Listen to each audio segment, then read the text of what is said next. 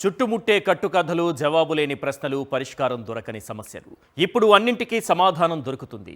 అసత్యాన్ని పట్టిచూపి వాస్తవాలను ఎదుట నిలిపి సమగ్ర విశ్లేషణతో పాయింట్ బ్లాంక్ రేంజ్లో గన్ షాట్. పారాసైట్ పార్టీ పరిధి దాటి మాట్లాడుతోందా? పరాన్న జీవికి పక్క రాష్ట్రాలతో పనేంటి? పవన్ అహంకారంపై టీడీపీ లోపల రగిలిపోతోందా? జనసేన ఆవిర్భావ సభ తరువాత ప్రధానంగా వినిపిస్తున్న ప్రశ్నలివి. అసలు కృతజ్ఞతకి తేడా ఏంటో ఈ సభ ద్వారా కొణిదెల బ్రదర్స్ ప్రూవ్ చేశారా? కృతజ్ఞత అనే పదానికే అడ్రస్ లేకుండా చేయడంలో ఆరితేరిన అన్నదమ్ములు ఈ వేదికపై నుంచి ప్రదర్శించిన తమ అహంకారానికి త్వరలోనే సమాధానం చెప్పుకునే పరిస్థితి రానుందా? తేల్చేద్దాం గన్ షాట్గా. ఇక సెకండ్ టాపిక్, జనసేన ఆవిర్భావ సభలో పవన్ కళ్యాణ్ మిడిసిపాటు అహంకారపు మాటల సంగతి కాసేపు పక్కన పెడితే, ఆ ఎక్కే స్టేజ్కు రావడానికి ఈ 11 ఏళ్లలో ఎన్ని పిల్లి మొగ్గలు వేశారు, ఎన్నెన్ని సర్కస్ ఫీట్లు చేశారు, ఎన్ని ఎజెండాలు మార్చారు, ఎన్నెన్ని జెండాలు భుజానికి ఎత్తుకున్నారు, ఎన్నిసార్లు మాటలు మార్చారు, అబద్ధాలు చెప్పడంలో యూకేజీ నుంచి పీహెచ్డీ స్థాయికి ఎలా చేరుకున్నారు అనే దాని గురించే మనం మాట్లాడుకుందాం. ఇంతకీ ఈ 11 ఏళ్లలో పవన్ చెప్పిన 11 అబద్ధాలు ఏవి? 11 ఏళ్లలో 10కి పైగా రంగులు మార్చిన ఏకైక లీడర్ పవనేనా? ఇన్ని పిల్లి మొగ్గలేస్తే కానీ ఆ విజయం దక్కలేదా? తేల్చేద్దాం గన్ షాట్గా.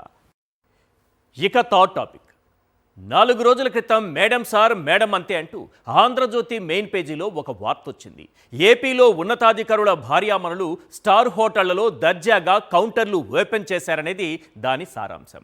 ఆ ఉన్నతాధికారి అపాయింట్మెంట్ కావాలంటే ఒక రేటు, సంతకం కావాలంటే మరో రేటు, విధిగా న్యాయంగా ఆ ఉన్నతాధికారి చేయాల్సిన పని చేయాలన్నా దానికి ఇంకో రేట్ అంటూ రాసుకొచ్చింది. కూటమి ప్రభుత్వంలో అవినీతి కొత్త పుంతలు తొక్కుతోందని బాధాతప్త హృదయంతో రాధాకృష్ణ గారు ఈ వార్తను రాసుకొచ్చారు. టీడీపీ అధికార పత్రికే ఇలా రాసిందంటే ఏ రేంజ్లో అవినీతి దందా నడుస్తోందో అర్థం చేసుకోవచ్చు. ఇంతకీ 5 ఏళ్ల పాటు అవినీతికి అవకాశం లేకుండా ఆకలితో ఉన్న అధికారులు ఇప్పుడు అవినీతికి గేట్లెత్తేశారా? వాలంటీర్ సచివాలయ వ్యవస్థలను నాశనం చేసి ఇప్పుడెందుకీ శుద్ధపూస వార్తలు? లంచాలకు తావులేని వ్యవస్థలపై బురద జల్లి వాటిని నిర్వీర్యం చేసింది ఎవరు? తేల్చేద్దాం గన్ షాట్గా. చేసిన సాయానికి కృతజ్ఞత చెప్పేవారు ఉంటారు, చెప్పని వారు ఉంటారు. కృతజ్ఞత చెప్పడం చెప్పకపోవడం అనేది వారి సంస్కారం విజ్ఞతకు సంబంధించిన విషయం. అసలు కృతజ్ఞత చెప్పకపోవడం వేరు, చేసిన మేలు మరిచిపోయి మాట్లాడటం వేరు. సాధారణంగా కృతజ్ఞత లేని వారిని కృతజ్ఞులు అంటారు. ఇప్పుడు కృతజ్ఞత లేని వారిని కొణిదెల బ్రదర్స్ అని కూడా అనొచ్చు. 2019లో 2 చోట్ల పోటీ చేసి ఓడిపోయి 2024లో కాపులు ఎక్కువగా ఉన్న నియోజకవర్గానికి పారిపోయి అక్కడ టీడీపీ నేత వర్మ అభిమానులు చీకొడితే వెంటనే బాబు గారి దగ్గరికి వెళ్ళిపోయి కాళ్ళ వేళ్ళ పడిన సంగతి పాపం పవన్ కళ్యాణ్ మర్చిపోయి ఉండొచ్చు. కానీ వర్మ కళ్ళు మర్చిపోవుగా. ఒక్క మాటలో చెప్పాలంటే చంద్రబాబుతో చెప్పించుకుని వర్మను పిలిపించుకుని మనం గెలిస్తే ఫస్ట్ ఎమ్మెల్సీ నీకే అని, వర్మ నా గెలుపు నీ చేతిలో పెట్టానని భూ కబ్జాదారుడు ప్రవేశించినట్టు పిఠాపురంలో అడుగుపెట్టిన విషయం పవన్ మర్చిపోయినట్టుగా ఉన్నారు. నటుడిగా ఫ్లాప్, నిర్మాతగా అట్టర్ ఫ్లాప్, ఓవరాల్గా ఫ్లాప్ స్టార్గా మిగిలిపోయిన నాగబాబు గారు వర్మ పుణ్యంతో ఎమ్మెల్సీ అయ్యారు. అవును, తమ్ముడు డీసీఎం కాకపోతే అన్నకు ఎమ్మెల్సీ ఎలా దక్కుతుంది? దక్కదు కదా. అన్నదమ్ములిద్దరూ పదవులు పొందారంటే అది కేవలం వర్మ త్యాగం, వర్మ కృషి, వర్మ చెమట కష్టం. అవసరం తీరాక నాగబాబు గారు ఏమంటున్నారో తెలుసా? వర్మ ఒక బోడి మల్లన్నట. అయ్యా వర్మ, నీ వల్లే పవన్ గెలిచాడని నువ్వనుకుంటే అది నీ కర్మ అంటూ నాగబాబు మాట్లాడటం రాష్ట్రమంతా వినింది. మరీ ముఖ్యంగా పిఠాపురం ప్రజలు, అంతకన్నా ముఖ్యంగా వర్మ అభిమానులు చెవులు రెక్కరించి మరీ విన్నారు. చేసిన సాయం మరిచిపోయి విశ్వాసం లేని నాయకులుగా మిగిలిన మన కొణిదెల బ్రదర్స్కి హ్యాట్స్ ఆఫ్ చెప్పేద్దాం. అంతకన్నా ముందు నాగబాబు ఏం మాట్లాడారో ఒక్కసారి విందాం. అయితే ఇక్కడ పిఠాపురంలో పవన్ కళ్యాణ్ గారు అఖండ విజయం సాధించడానికి 2 ఫ్యాక్టర్స్, 2 ఇంపార్టెంట్ ఫ్యాక్టర్స్. ఒకటి మన ప్రెసిడెంట్ జనసేనాని పవన్ కళ్యాణ్ గారు అయితే, రెండో ఫ్యాక్టర్, నాటి వ్యక్తి ఫ్యాక్టర్ పిఠాపురం జనసైనికులు, పిఠాపురం పౌరులు, పిఠాపురం ఓటర్స్. వీళ్ళిద్దరూ లేకపోతే మేము ఏమి చేసినా ఏం ఉపయోగం లేదు. సో మాలో ఎవరైనా ఇంకెవరైనా సరే పవన్ కళ్యాణ్ గారి విజయానికి నేనే దోహదపడ్డాను అని ఎవరన్నా అనుకుంటే అది వారి కర్మ, అంతకంటే ఏం చేయలేదు. పాపం వెన్నంటే ఉండి పిఠాపురంలో జనసేన గెలుపు కోసం, నా గెలుపు కోసం కృషి చేసిన వర్మ గారికి ప్రత్యేక కృతజ్ఞతలు. వారికి అందరూ వర్మ గారికి చాలా చాలా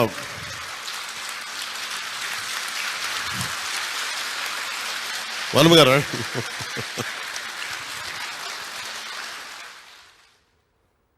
ఆ విధంగా వర్మ గారిని గుండెల్లో పెట్టుకుంటామని చెప్పి నేడు సూదుల్లాంటి మాటలతో గుండెల్లో పొడిచారు మన కొణిదెల బ్రదర్స్.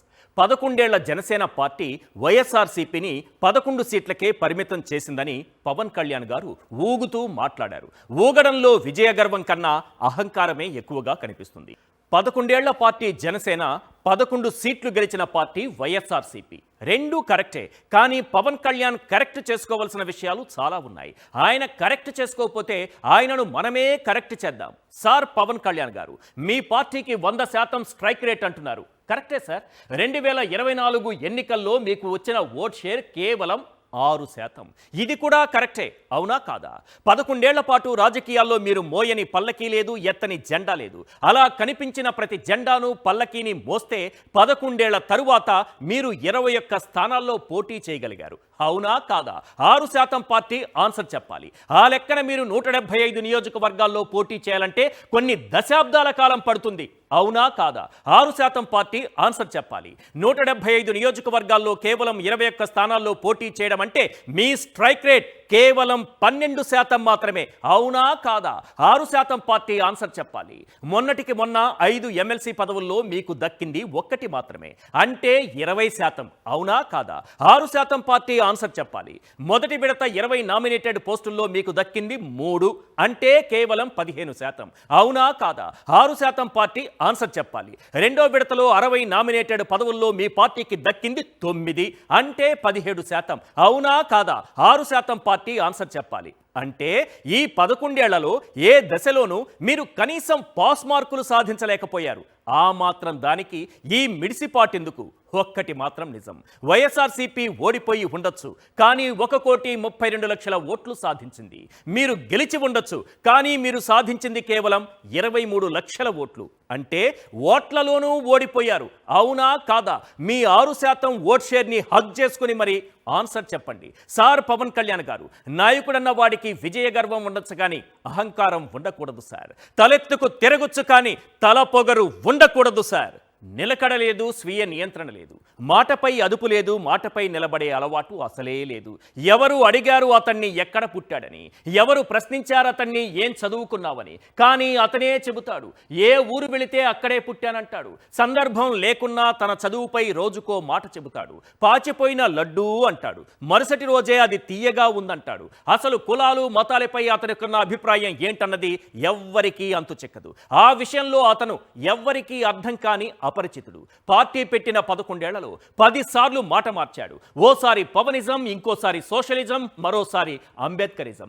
ఆ వెంటనే చేగువేరా పోరాటమే నా స్ఫూర్తి అంటాడు. అటు తరువాత జ్యోతిరావు పూలే ఆదర్శ భావాలకు జై కొడతాడు. చివరిగా ఇప్పుడు సనాతనిజం దగ్గర సెటిల్ అయ్యాడు. పొత్తుల్లో అతనితో పోటీ పడే నాయకుడు బహుశా ఈ దేశంలో ఎవరూ ఉండకపోవచ్చు. అలాంటి పవన్ కళ్యాణ్ ఆఖరికి పక్క రాష్ట్రం పైన కూడా తానే పెత్తనం చేయాలనుకుంటున్నారు.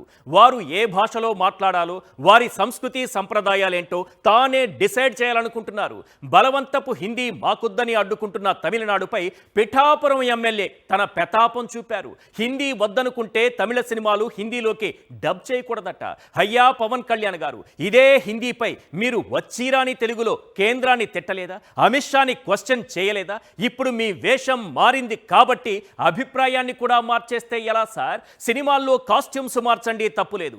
జీవితంలో క్యారెక్టర్లు మార్చకండి, ఎందుకంటే మన క్యారెక్టరే మనల్ని నాయకుడిగా నిలబెడుతుంది కాబట్టి. ఇప్పుడు వీరమల్లు గారి వీరవేషాలు ఒక్కసారి స్క్రీన్ పైన చూద్దాం. మాట్లాడితే సంస్కృతాన్ని తిడతారు, హిందీని మీరు రుద్దుతున్నారు, సౌత్లో దక్షిణాదిని అంటారు. అన్ని దేశ భాషలే కదా. మన తమిళనాడులో తమిళ్ హిందీ రాకూడదు అంటుంటే నాకు అనిపించింది మనసులో ఒకటే, అప్పుడు తమిళ సినిమాల్ని హిందీలో డబ్ చేయకండి. డబ్బులేమో హిందీ నుంచి కావాలి, ఉత్తరప్రదేశ్ నుంచి డబ్బులు కావాలి, బీహార్ నుంచి డబ్బులు కావాలి, ఛత్తీస్గఢ్ నుంచి డబ్బులు కావాలి, కానీ హిందీ మాకు వద్దంటే అదే న్యాయం. తెలుగు భాషని కానీ తెలుగు సంస్కృతిని కానీ మీరు మంట కలిపే ప్రయత్నాలు ఏమి చేసినప్పటికీ మీరు సరిదిద్దుకోండి. ఒకవైపు అమిత్ షా గారు, మోదీ గారు హిందీని మన అందరికీ జాతీయ భాషగా చేయాలి, ప్రతి రాష్ట్రంలో ఇది మాట్లాడాలి అంటే అది తమిళనాడు ఉవ్వెత్తున నిరసన వచ్చినప్పుడు వాళ్ళు తిరిగి వెనక్కి తగ్గారు. ఆ స్థాయి వ్యక్తులే, దేశాన్ని శాసించే వ్యక్తులే. నిజానికి జనసేన ఒక పారాసైట్. టీడీపీ అనే చెట్టు కింద బతుకుతోంది. అది ఎన్నటికీ పరాన్నజీవిగానే ఉంటుంది. ఆ విషయం పవన్కి బాగా తెలుసు. అందుకే కనీసం ఓ 15 ఏళ్లు టీడీపీతో కలిసి ఉంటానని అసెంబ్లీ సాక్షిగా అగ్రిమెంట్ రాసిచ్చారు. అలాంటి పారాసైట్ పార్టీ దక్షిణాది రాష్ట్రాలనే డిసైడ్ చేయాలని చూడటంతో ఓ సామెత గుర్తుకొస్తోంది. ఉట్టికి ఎగరలేనమ్మా స్వర్గానికి ఎగురుతానందట. అలానే ఉంది పవన్ కళ్యాణ్ తీరు. స్వర్గానికి ఎవ్వరూ ఎప్పటికీ ఎగరలేరు అన్న సత్యాన్ని పవన్ కళ్యాణ్ గ్రహించాలి.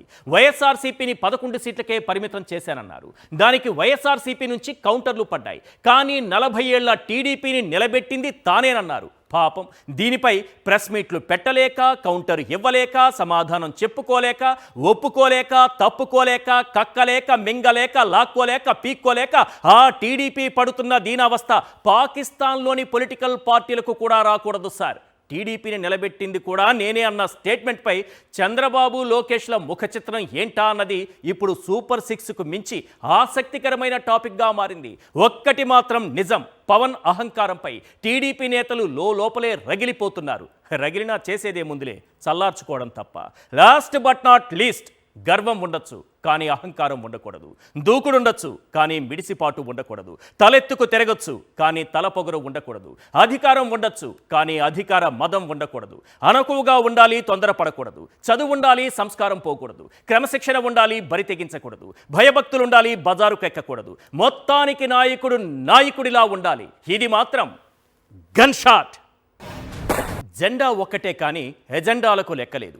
నోరు ఒక్కటే కానీ చెప్పిన అబద్ధాలకు లెక్కలేదు. పార్టీ ఒక్కటే కానీ ఇతర పార్టీలతో పెట్టుకున్న పొత్తులకు లెక్కలేదు. కుటుంబ పాలన నుంచి మొదలు పెడితే అప్పుల వరకు మాట మార్చిన సందర్భాలు, జుత్తు సరిచేసుకుంటూ పైకి తోసుకుంటూ అబద్ధాలు చెప్పిన సందర్భాలు అన్నీ ఇన్ని కావు.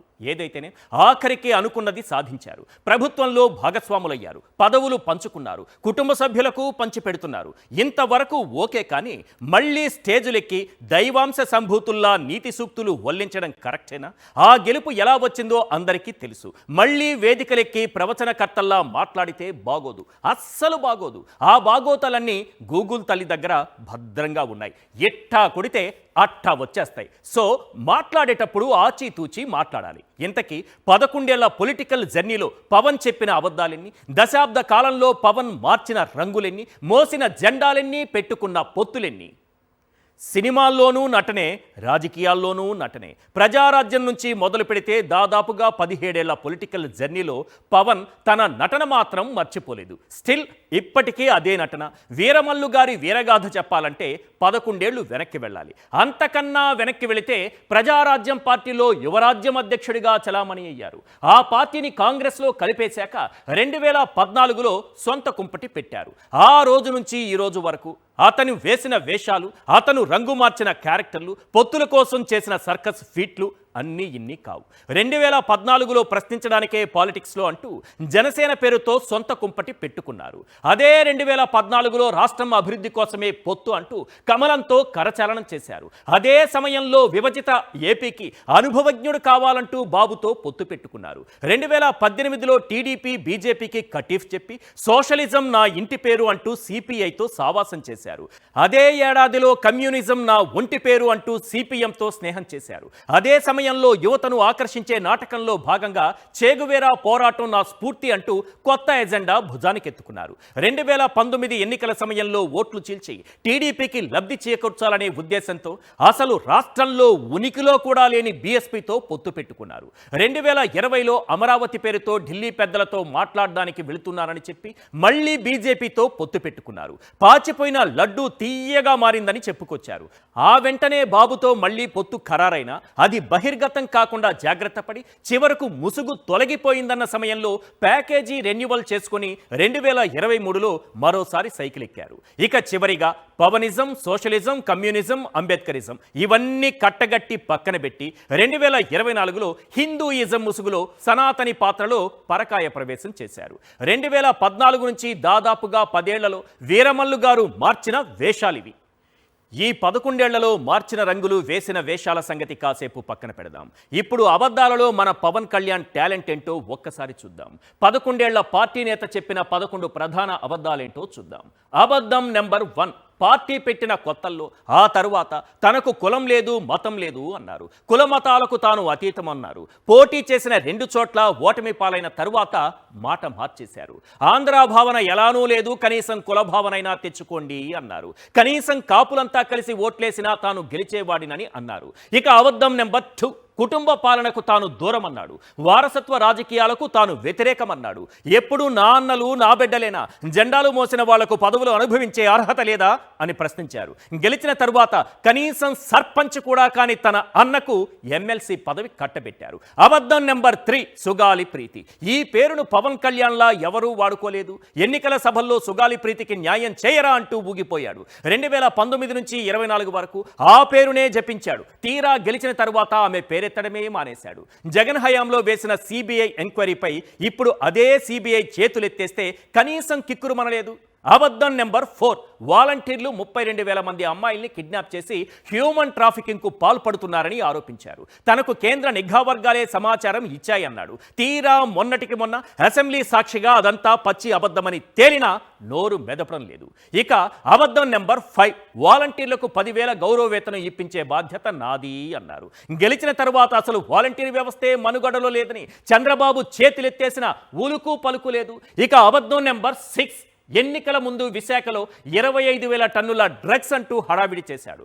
ఆ డ్రగ్స్తో వైఎస్ఆర్సీపీ నేతలకు సంబంధాలు ఉన్నాయని ఆరోపించాడు. తీరా అవి డ్రగ్స్ కాదు, డ్రైయిస్ట్ అని తేలేక సైలెంట్ అయిపోయాడు. ఇక అబద్ధం నెంబర్ 7, తన పార్టీకి ఒక్క ఎంపీ ఉన్న స్టీల్ ప్లాంట్ ప్రైవేటీకరణ ఆపేసేవాడనని ఆనాడు పెద్ద మాటలు మాట్లాడారు. ఇప్పుడు 2 ఎంపీలున్నా ఎన్డీఏతో కలిసి ఉన్నా ఒక్క మాట మాట్లాడడం లేదు. అబద్ధం నెంబర్ 8, జగన్ తీసుకొచ్చిన ల్యాండ్ టైటిలింగ్ యాక్ట్తో మీ భూములు మాయమవుతాయంటూ నోటికొచ్చిన అబద్ధాలు చెప్పారు. ఇప్పుడు చంద్రబాబు అవే భూ సర్వేలు కంటిన్యూ చేస్తుంటే తనకేమీ సంబంధం లేదన్నట్లుగా ఉన్నారు. అబద్ధం నెంబర్ 9, సచివాలయాలకు 3,000 కోట్ల ప్రజాధనంతో పార్టీ రంగులేశారని తప్పుడు ప్రచారం చేశాడు. కోర్టుల్లో కేసులు వేయించారు. తాజాగా అసెంబ్లీ సాక్షిగా అది అబద్ధమని తేలిపోయింది. కేవలం రంగుల కోసం ఖర్చు పెట్టింది 50 కోట్లు మాత్రమేనని, ఆ రంగులు తీసేయడానికి మరో 50 కోట్లు, అంటే మొత్తంగా ఖర్చు పెట్టింది 100 కోట్లేనని తేలింది. అబద్ధం నెంబర్ 10, అప్పుల విషయంలో పవన్ చెప్పిన అబద్ధాలు అన్ని ఇన్ని కావు. 14 లక్షల కోట్లు అప్పు అన్నాడు. అప్పురత్న అంటూ విమర్శించాడు. ఇప్పుడు అప్పు కేవలం 3.5 లక్షల కోట్లేనని స్వయంగా చంద్రబాబు బడ్జెట్లోనే చూపెట్టారు. అబద్ధం నెంబర్ 11, ఆఖరుగా కూటమి మేనిఫెస్టోలో ఇచ్చిన హామీలు నెరవేర్చే బాధ్యత నాది అంటూ ఎన్నికల్లో చెప్పారు. ఇప్పుడు హామీలు నెరవేర్చడానికి డబ్బులు లేవంటూ బాబు చేతులెత్తేస్తున్న ఒక్క మాట నోరు తెరిచి మాట్లాడడం లేదు. ఆ 11 ఏళ్లలో మార్చిన రంగులు, ఈ 11 అబద్ధాలే పవన్ గెలుపులో కీలకం. సార్ పవన్ కళ్యాణ్ గారు, ఒక్క అబద్ధంతో కోల్పోయిన నమ్మకం ఆ తరువాత 1000 నిజాలు చెప్పినా రావు సార్. ఈ కొటేషన్ జీవితకాలం గుర్తుంచుకోండి. మరిచిపోతాననుకుంటే రాసి పెట్టుకోండి. ఇది మాత్రం గన్ షాట్. అసలు విషయంలోకి వెళ్లే ముందు మీకో విషయం చెబుతా వినండి. ఒక సిన్సియర్ పోలీస్ అధికారి ఉన్నాడు. అతను అవినీతి సొమ్ము తినడు, ఎవ్వరినీ తిననివ్వడు. అతని తీరు అటు అవినీతి సొమ్ముకు అలవాటు పడ్డ డిపార్ట్మెంటులోని మిగతా అధికారులకు, ఇటు దోచుకునే దొంగలకు ఇబ్బందికరంగా మారింది. అతను ఉన్నంతకాలం మన కడుపు నిండదు అని అటు పోలీసులు ఇటు దొంగలు అర్థం చేసుకున్నారు. అందుకే పోలీసులు దొంగలు ఏకమయ్యారు. అతన్ని ఒక అసమర్థుడిగా చిత్రీకరించారు. అందరూ కలిసి అతనికి అవినీతి మరకలు పూశారు. చివరికి నిజాయితీ పరుణ్ణి సక్సెస్ఫుల్గా ఒక ఫెయిల్యూర్ ఆఫీసర్గా, అవినీతి పరుడుగా చూపించి అడ్డు తొలగించుకున్నారు. ఇక పూర్తిగా అవినీతికి గేట్లెత్తేశారు. 10 దొంగతనాలు చేసినోడిని పట్టుకొచ్చి వాడి దగ్గర 9 దొంగతనాలకు సంబంధించిన డబ్బును అందరూ పంచుకొని, ఒక దొంగతనానికి సంబంధించిన డబ్బును రికవరీ చేసి, చూశారా మా సత్తా, చూశారా మా నిజాయితీ, చూశారా మా పనితీరు, చూశారా మా నిబద్ధత అంటూ డప్పు కొట్టుకున్నారు. అది కథ. ఈ కథకు రాధాకృష్ణ గారు తన పేపర్లో రాసిన మేడం సార్ మేడం అంతే అనే వార్తకు ఒక లింక్ ఉంది. అది ఈపాటికే మీకు బాగా అర్థమై ఉంటుంది. ఈ కథలో సిన్సియర్ పోలీస్ ఆఫీసర్ లంచాలకు తావులేని వ్యవస్థలకు ప్రతీక. అలాంటి వ్యవస్థల్ని ఎలా నిర్వీర్యం చేశారో, ఎవరు నిర్వీర్యం చేశారో మనకు తెలుసు. ఇప్పుడు అవినీతికి ఎలా గేట్లెత్తేశారో మనం కళ్ళారా చూస్తూనే ఉన్నాం. అసలు అద్భుతమైన వ్యవస్థలను నాశనం చేసి ఇప్పుడు అవినీతి అంటూ మొసలి కన్నీరు దేనికి? తనకు రావలసిన వాటాలు రావడం లేదన్నదే ఈ మొసలి కన్నీరుకు కారణమా? ఏపీలో సెటిల్మెంట్లకు స్టార్ హోటళ్లు వేదికలవుతున్నాయట. కొందరు మేడంలు అంటే ఉన్నతాధికారుల భార్యామణులు ఏకంగా హైదరాబాద్లో ఆఫీసులే తెరిచారట. ఉన్నతాధికారి అపాయింట్మెంట్ నుంచి ఆటోగ్రాఫ్ వరకు పనిని బట్టి రేటు నిర్ణయిస్తారట. స్టార్ హోటల్స్లో మీటింగులే కాదు, సెటిల్మెంట్లు కూడా అక్కడే జరిగిపోతున్నాయట. దీనికోసం సహాయకులను కూడా నియమించుకున్నారట. ఇది రాధాకృష్ణ గారి వార్తా సారాంశం. వైఎస్ఆర్సీపీ ప్రభుత్వంలో ఓ వెలిగిన ఓ డిప్యూటీ కలెక్టర్ను కీలకమైన డివిజన్లకు ఆర్డీఓలుగా నియమించడంలోనూ ఓ అధికారి పాత్ర ఉందట. దీనికోసం సారుగారి మేడం 14 ఆర్డీఓ పోస్టులకు 42 కోట్లకు పైనే వసూలు చేశారట. ఏ వార్త రాసినా మధ్యలో వైఎస్ఆర్సీపీని ఇన్వాల్వ్ చేయకపోతే రాధాకృష్ణ గారికి ముద్ద దిగదు. అదంతా కాసేపు పక్కన పెడితే ఈ అవినీతికి గేట్లు ఎత్తిందెవరు? ఇంత జరుగుతున్నా ప్రభుత్వం ఎందుకు మౌనంగా ఉంటోంది? రాసిందంతా రాసి చివరకు సర్కారు తీరును అలుసుగా తీసుకుని చెలరేగిపోతున్న అక్రమార్కులు అంటూ కవరింగులు దేనికి? ఎంత అవినీతి జరుగుతున్నా చర్యలు తీసుకోవడం లేదంటే ఎవరి వాటాలు వారికి అందుతున్నాయనేగా అర్థం. అందుకేగా నోరు తెరవనిది. ఇదే రాధాకృష్ణ గారు తన పత్రికలో ఆ మధ్య ఏపీ మంత్రి తెలంగాణలో సెటిల్మెంట్లని వార్త రాశారు. మరి దానిపై సీఎం గారు యాక్షన్ తీసుకోలేదే? కందుకూరు ఎమ్మెల్యే రామాయపట్నం పోర్టులో వాటాలు అడుగుతున్నారని వార్తలు రాసినప్పుడు సీఎం గారు యాక్షన్ తీసుకోలేదే? యాక్షన్ లేదు అంటే దాని అర్థం కమిషన్ వాటాలు ఎవరివి వారికి చేరిపోతున్నాయనేగా. ఈ మొసలి కన్నీరు కాసేపు పక్కన పెడదాం. లంచాలనేవి ఇప్పుడే కొత్తగా పుట్టుకొచ్చినవి కావు. మన వ్యవస్థలో నరాన జీర్ణించుకుపోయాయి. ఒక్కసారిగా లంచాలు మరిగిన అధికారుల తీరులో మార్పు తీసుకురావడం అయ్యే పని కాదు. కాబట్టే ఈ లంచాలకు తావులేని కొత్త వ్యవస్థలను తీసుకొచ్చారు జగన్. అందులో ఒకటి వాలంటీర్ వ్యవస్థ, రెండోది గ్రామ సచివాలయాలు. ఒక చిన్న సర్టిఫికేట్ మొదలుకొని ఇంటి నిర్మాణాలకు అనుమతుల వరకు ఒక్క పైసా అవినీతికి తావు లేకుండా గత 5 ఏళ్లలో పనులైపోయేవి. దాదాపు 550కి పైగా ప్రభుత్వ సేవలు సచివాలయాల ద్వారా అందేవి. 15,000 సచివాలయాలు, 1,30,000 మంది సచివాలయ ఉద్యోగులు, 2.5 లక్షల మంది వాలంటీర్లు. వీళ్ళంతా కలిసి 5 ఏళ్ల పాటు లంచం అనే మాట వినబడకుండా చేశారు. మన పనేంటో వాలంటీర్కు చెబితే చాలు, ఏ సర్టిఫికేట్ అయినా క్షణాల్లో ఇంటికొచ్చేది. గ్రామ సచివాలయాల్లోనూ అంతే సులభంగా పనులయ్యేవి. నాయకులతో రికమెండేషన్లు, అధికారుల చుట్టూ కాళ్లరిగేలా తిరగడాలు, ప్రతి చిన్న పనికి లంచాలు సమర్పించుకోవడాలు, ఇలాంటి ఇబ్బందులు ఉండేవి కావు. ఈ వ్యవస్థలు అవినీతి అధికారులకు, నాయకులకు కంటగింపుగా మారాయి. గంజాయి వనంలో తులసి మొక్కను బతకనిస్తారా? అందుకే ఆ వ్యవస్థలపై బురద జల్లడం మొదలుపెట్టారు. అధికారుల నుంచి రాజకీయ నాయకుల వరకు అంతా అదే పనిగా ఆ వ్యవస్థలపై పిచ్చి కుక్క అనే ముద్ర వేయడానికి ప్రయత్నించారు. చివరికి వాటిని సక్సెస్ఫుల్గా చంపేశారు. అద్భుతమైన వ్యవస్థలను నిర్వీర్యం చేసేలా వార్తలు రాసింది మనమే. ఇప్పుడు ఉన్నతాధికారుల అవినీతి అంటూ మొసలి కన్నీరు కారుస్తున్నది మనమే. ఎందుకీ కన్నీరు? మనకు అందాల్సిన వాటాలు అందలేదనా? ఆ వ్యవస్థలను కత్తులతో పొడిచి ఎలా చంపేశారో అందరూ చూశారు. ఇంకా పచ్చిగా చెప్పాలంటే లంచాలకు తావు లేకుండా ప్రజలకు 100% మంచి చేసిన వ్యవస్థలను సామూహికంగా నడి రోడ్డుపై అత్యాచారం చేశారు. చేసిందంతా చేసి ఇప్పుడెందుకీ మొసలి కన్నీరు? ఆ వ్యవస్థలపై ఎంతలా విషం చిమ్మారంటే వాలంటీర్లు, సచివాలయాల కారణంగా ప్రభుత్వానికి మంచి పేరు వస్తుందనే అక్కసుతో వాలంటీర్లు కిడ్నాపర్లని, మగవాళ్లు లేనప్పుడు ఇంటికెళ్ళి డోర్లు కొడతారని, వాళ్ళంతా వైఎస్ఆర్సీపీ ఏజెంట్లని, మీ దగ్గర నుంచి డేటా సేకరించి అమ్మేస్తున్నారని, ఇలా ఒకటా రెండా ఎన్నో మాటలన్నారు. సచివాలయ ఉద్యోగులను సొంత శాఖలకు తరిమి కొడుతున్నారు. చంద్రబాబు, పవన్ ఆరోపణలకు వంత పాడుతూ ఈ ఎల్లో పత్రికలు అంతకు మించి విషం చిమ్మాయి. ఇలాంటి వ్యవస్థల కారణంగా అవినీతి ఆకలితో కణకణలాడిపోయిన కొందరు ప్రభుత్వోద్యోగులు, ఉన్నతాధికారులు సైతం ప్రభుత్వానికి వ్యతిరేకంగా పనిచేశారు. చివరకు వాళ్ళు అనుకున్నది సాధించారు. ఆ వ్యవస్థలను భూస్థాపితం చేశారు. ఇప్పుడు ఇష్టానుసారంగా ప్రజల రక్తం పీల్చి లంచాలు పిండుతున్నారు. ఎవరి స్థాయికి తగ్గట్లుగా వాళ్ళు దోచుకుంటున్నారు. అదే విషయాన్ని కాస్త తెలివిగా రాధాకృష్ణ గారు తన పత్రికలో రాశారు. ఏదైతేనే వారికి మనం థ్యాంక్స్ చెప్పాలి. ఒక్కటి మాత్రం నిజం, రైతు వేసిన పంటే కాదు, పాపం కూడా పండుతుంది. కొన్నాళ్ళు ఎదురు చూడాలంటే పంటను రైతు పండిస్తే పాపాన్ని దేవుడు పండిస్తాడు. ఇది మాత్రం గన్ షాట్.